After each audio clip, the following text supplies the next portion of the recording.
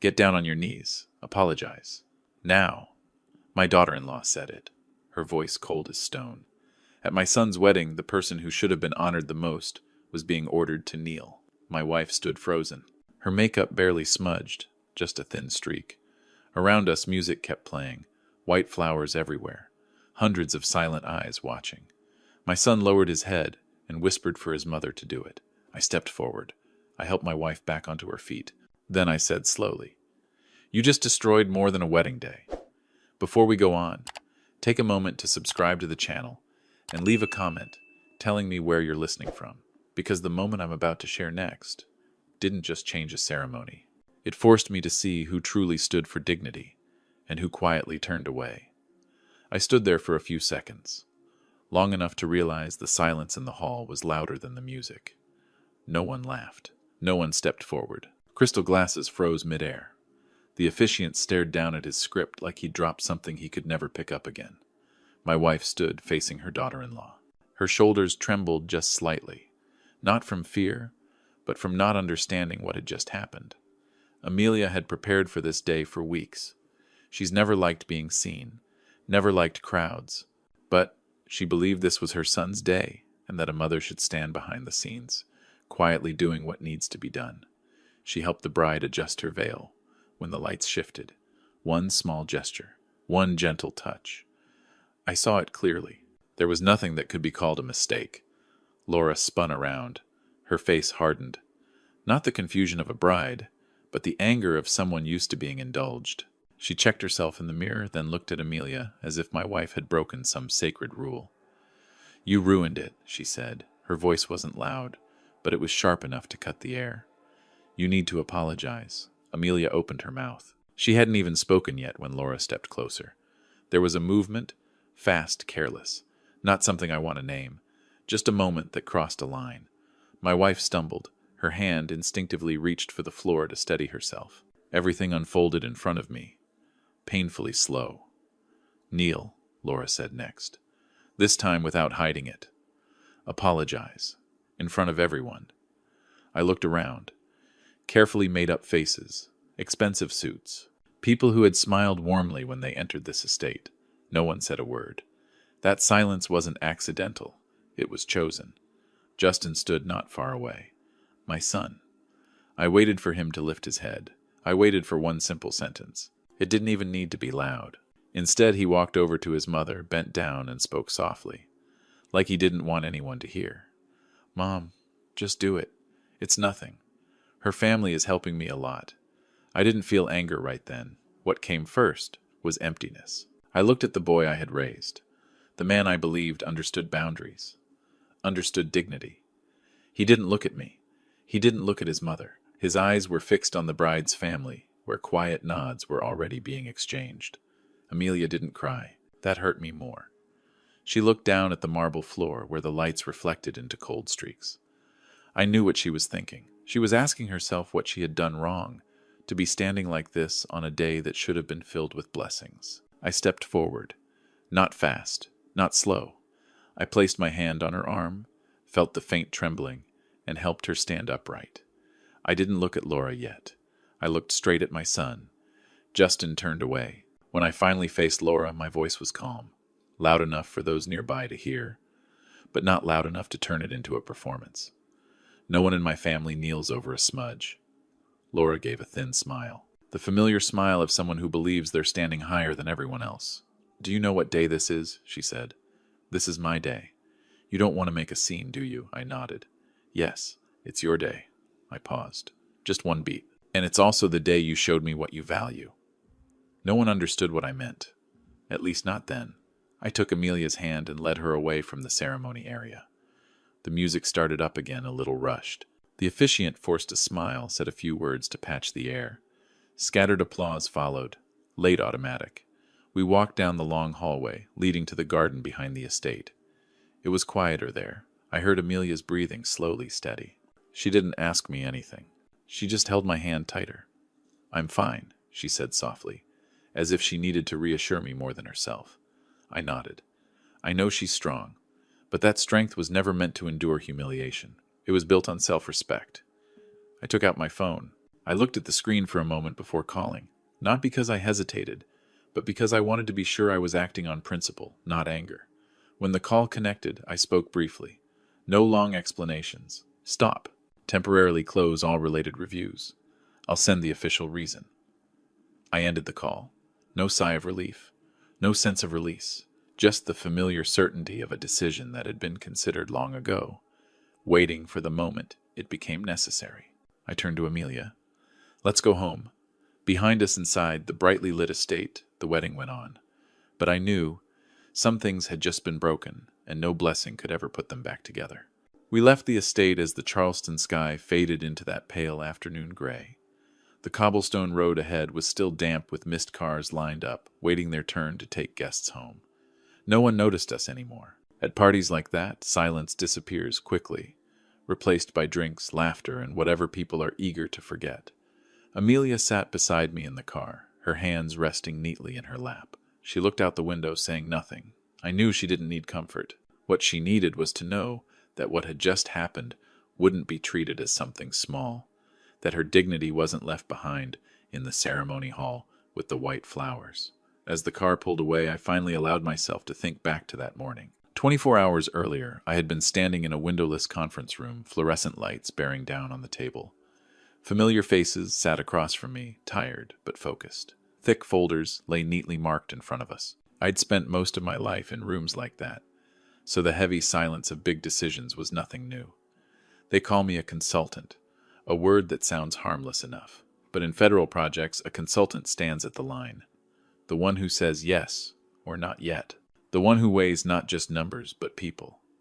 This port project was worth billions tied to hundreds of subcontracts. It wasn't just steel and concrete.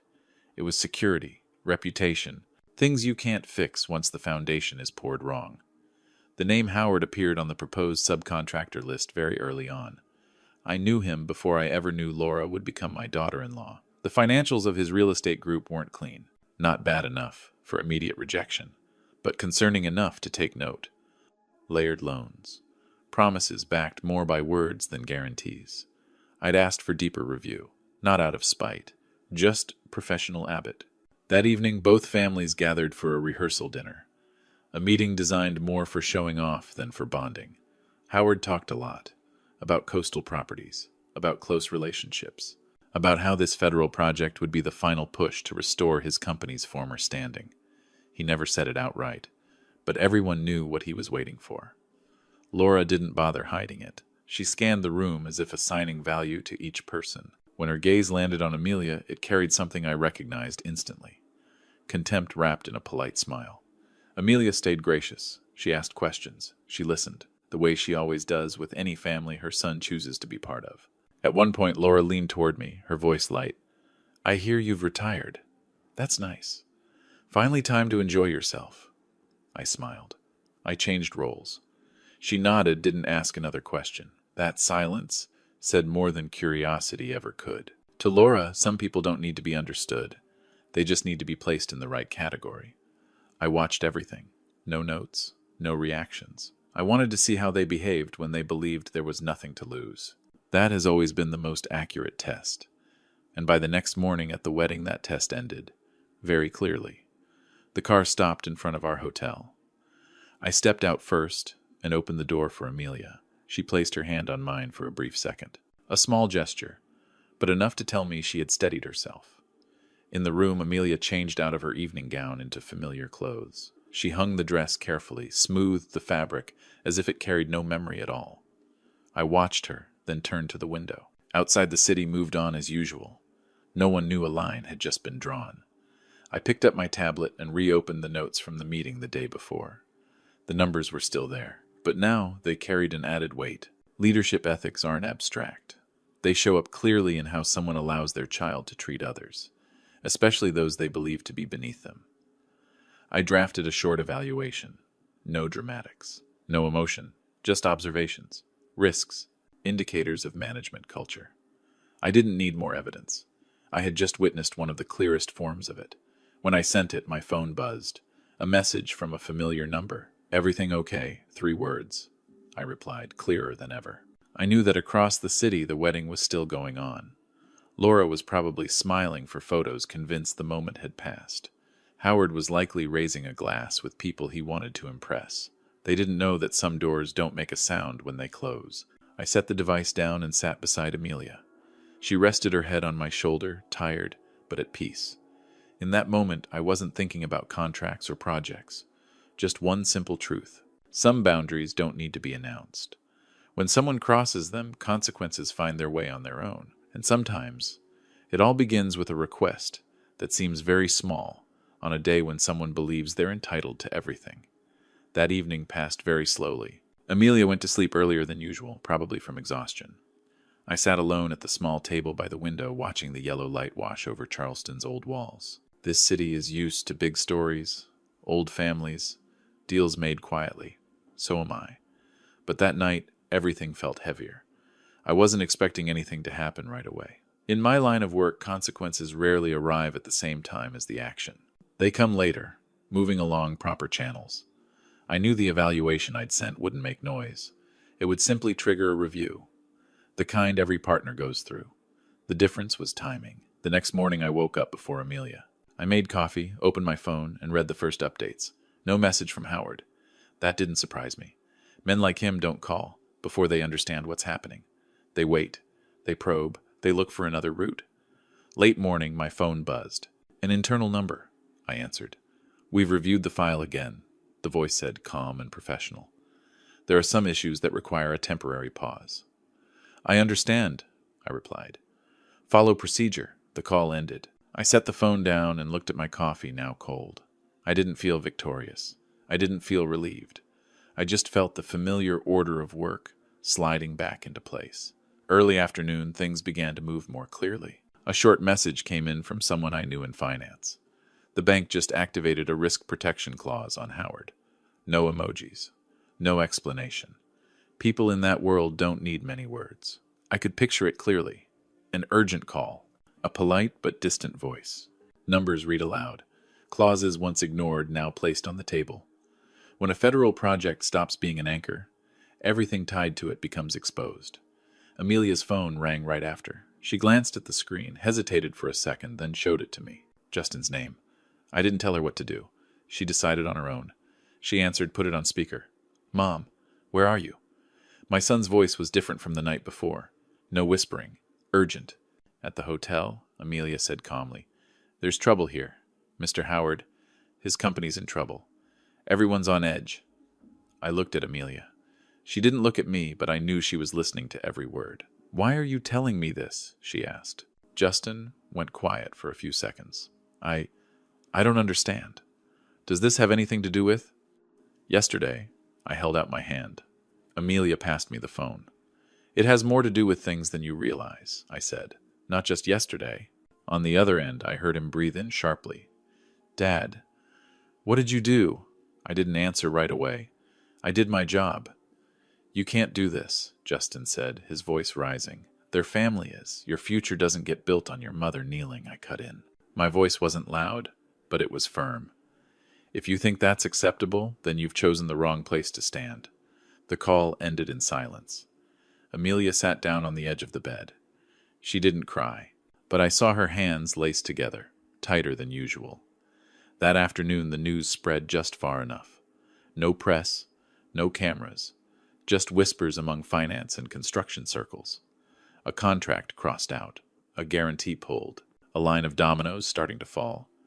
By evening I received a call from an unfamiliar number. I knew who it was before I answered.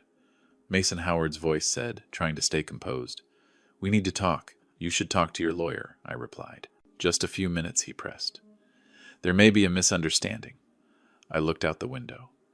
There's no misunderstanding. There are things you've ignored for too long. Silence stretched on the line. When he spoke again, his voice was lower. She's young, he said. She doesn't understand? I have a child too, I said, and I'm responsible for how he behaves. The call ended with no agreement. I didn't need to hear more. Everything that mattered had already been said the day before. In the ceremony hall. In front of everyone. Late that night, after Amelia was asleep, one last update came through. No details. Just confirmation that the relevant agencies had begun reopening Howard's old files. Files once kept neatly closed by reputation and connections, now opened under a different light. I set the phone down, turned off the lamp, and lay beside my wife. In the dark, I listened to her steady breathing. I knew tomorrow wouldn't be easy. Justin would call again. Laura would react. Howard would try every angle. But there are moments in life when things have gone too far, and the only thing left is to let the truth do its work. I didn't need to push. I just needed to stop standing in the way. And somewhere in an estate where the wedding flowers were being taken down, they were probably starting to realize how a request that seemed very small can bring an entire structure down faster than anyone expects. The next morning, Amelia woke up later than usual. She stepped out onto the balcony and stood there for a long time, looking down at the street as traffic began to fill in. I didn't ask what she was thinking. Some thoughts need their own space to settle. I made tea, set it on the table, and waited. Near midday, there was a knock at the door. Not rushed, but firm enough to say the person outside wasn't planning to leave quickly. I opened it. Howard stood there, no tailored suit like the night before. His jacket was wrinkled. His tie sat crooked. The face I'd seen so often in magazines now looked tired and much older. "I need to speak with you," Howard said. His voice was rough. "Just a few minutes." I looked at him, then at Amelia. She gave a very slight nod. We let him in. No handshake. No polite greetings. Howard sat on the edge of the chair, his hands clasped together. "Mason," he began, "we're both reasonable men. Things have gone too far." "No," I said. "Things are finally moving in the right direction." He looked up, panic flashing in his eyes. "All this over a small misunderstanding at the wedding." "It wasn't a misunderstanding," I cut in. "It was a choice." Howard turned to Amelia. "Mrs. Amelia, I'm sorry. My daughter behaved improperly. I'll speak to her." I assure you, Amelia didn't answer right away. She set her teacup down, folded her hands, and looked straight at him. "What are you apologizing for?" she asked. "For the way your daughter spoke, or because you thought there would be no consequences?" Howard fell silent. That question left him nowhere to retreat. Just then the door opened again. Justin walked in. I didn't know how long he'd been there. Maybe he'd been standing in the hallway, listening long enough to know what he was stepping into. He looked different. The confidence of the groom from the day before was gone. His eyes darted. To Laura, to me, then down at the floor. Laura followed him in. She entered as if the room still belonged to her. But the quick sweep of her gaze showed she already sensed the shift. No one was firmly on her side anymore. "What's going on here?" Laura asked. "Dad, why are you here?" Howard shot to his feet. "Enough," he said sharply. "You've caused enough trouble." Laura froze. It was probably the first time she'd ever heard that tone from him. "I only asked for an apology," she said. "What's wrong with that?" Justin turned to me. His eyes were red. "Dad, I didn't know it would come to this. I'm sorry." He stepped forward and knelt in front of Amelia and me. The motion was quick, instinctive, but I didn't see courage in it. I saw panic, the panic of someone who had just lost his footing. "Please give me another chance," Justin said. "I'll fix it. I'll leave her family's company." "I'll stand up," Amelia said. Her voice wasn't loud, but the room went completely still. Justin looked up, hesitated, then stood. She looked at her son for a long time. There was no anger in her eyes, only deep exhaustion. "What are you sorry for?" she asked. The same question she had asked Howard. Justin opened his mouth, then closed it. For letting things go too far." "No," Amelia said. "You're sorry because you chose silence when your mother was being diminished. You chose advantage over boundaries." Laura let out a short laugh. "This is ridiculous," she said. "All this over something small, and you're acting like I'm the villain." Amelia stood up. She walked to the table and opened the small box she had brought from home. Inside was the family ring, the one she had once told me she planned to give Laura as a welcome. She lifted it, the metal catching the light. "I was going to give this to you," Amelia said evenly. "Not because of its value, but because it represents a life built on mutual respect." Laura stared at the ring, her eyes flashing for a moment. "Then give it to me." Amelia closed the box. "No," she said.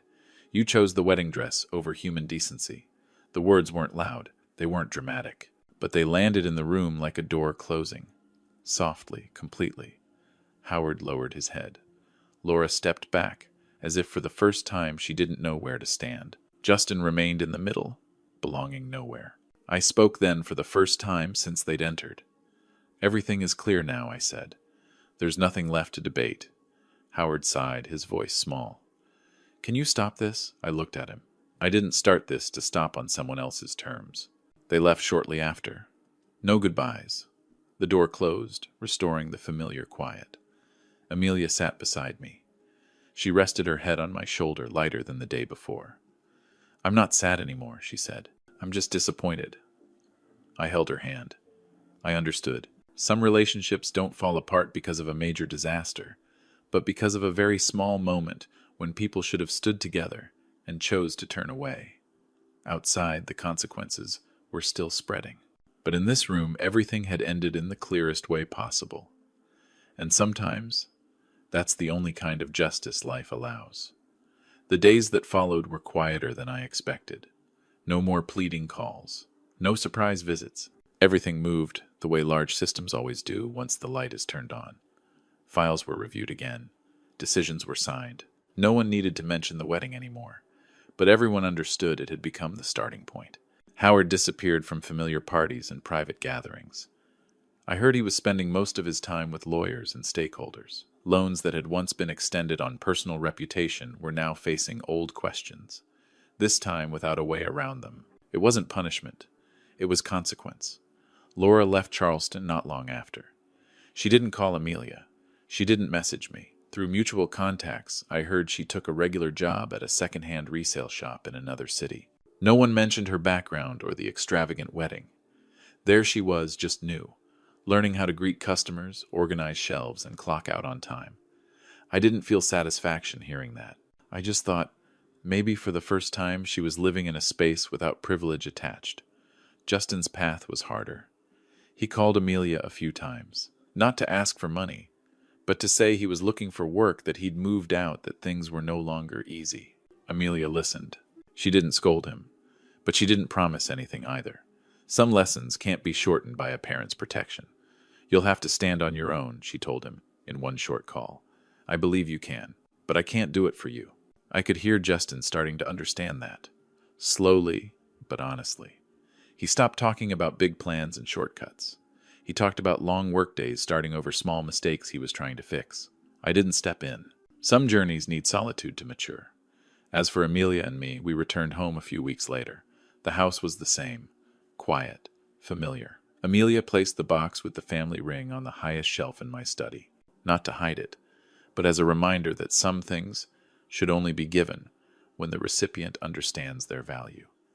We used the money we had planned as a wedding gift to start something else. Nothing flashy. No press releases. Just a small fund to support people who had experienced abuse of power at work and at home. Amelia was more involved than I was. She listened to stories that were very similar and very different. People who had been told to stay quiet. People who had been told, it's nothing. Each time she came back from those meetings, she seemed lighter. She said being heard sometimes was already a good enough beginning. I believed her. Throughout my career, I had seen power used far too often to force people to bow. Far fewer were willing to use their position to help someone stand back up. One afternoon, we sat on the porch watching the sunlight fade behind the trees.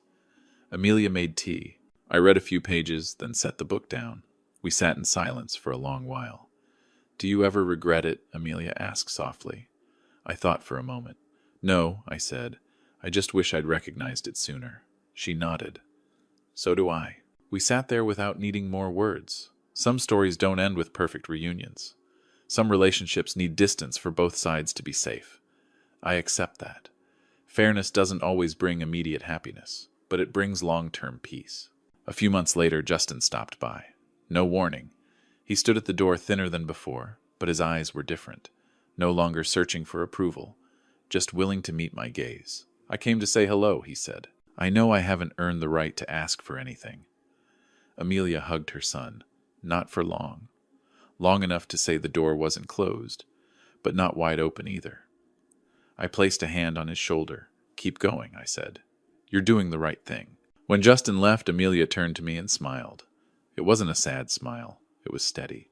That evening I sat down and wrote this story, not to claim credit, but to remember that moments which seem very small can shape an entire life. Real authority doesn't come from making someone kneel. It comes from what you choose to do when you have the power to stop it. If you were in my place, when would you give your child a second chance? Leave your thoughts in the comments. This story is only complete because you stayed until the end. Subscribe to the channel, tap like, and share, so stories about dignity, boundaries, and decency can keep being told. Thank you sincerely for listening. The message I want to leave is simple. True power isn't about forcing others to bow. It's about making sure they're allowed to stand upright. In any situation, respect is always the most valuable choice. I'll see you again in the next story.